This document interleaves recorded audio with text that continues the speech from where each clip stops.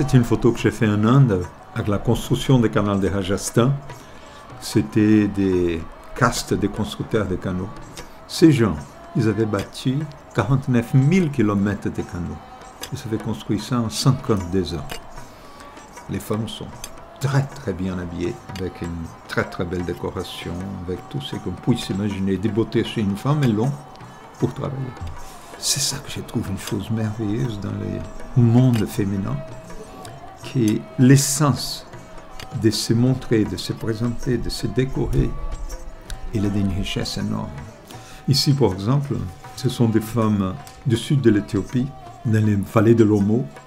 Elles se font détruire la lèvre inférieure pour mettre ce plateau. Il y en a un effet de décoration énorme. Et en même temps, on dit que c'est une façon qu'ils ont de faire les femmes un peu handicapées pour éviter qu'elles soient volées, parce qu'il y a beaucoup de vols de femmes dans cette région. Mais ces femmes sont très fortes, très très fortes. On peut voir qu'elles ont un caractère d'acier.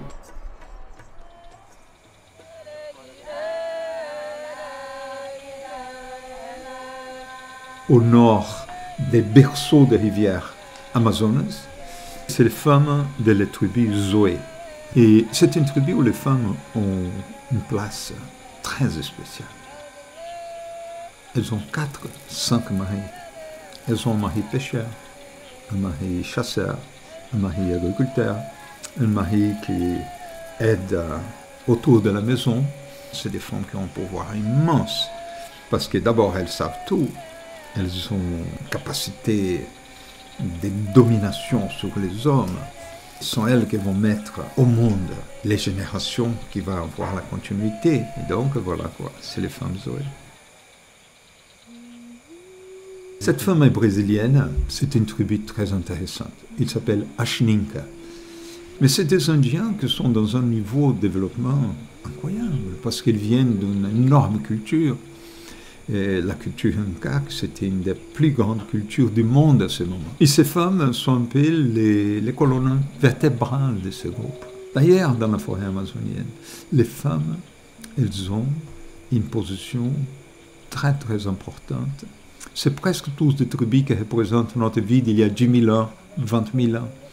Ça prouve qu'à cette époque, les femmes avaient beaucoup plus de pouvoir dans leur société qu'après, elles ont perdu avec l'arrivée de la grande religion, que c'était beaucoup de religions d'hommes et qui ont marginé les femmes.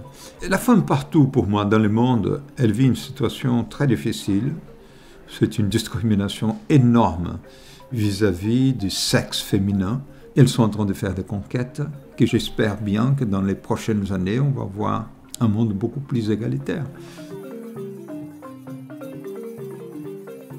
Moi non, je ne me considère pas comme féministe, je ne me considère pas comme machiste, je me considère comme un photographe, qui presque tout que j'ai, c'est grâce au travail de ma femme. Je peux dire qu'elle est un militant féministe. Moi je l'aide, je fais ce que je peux, mais c'est elle l'activiste.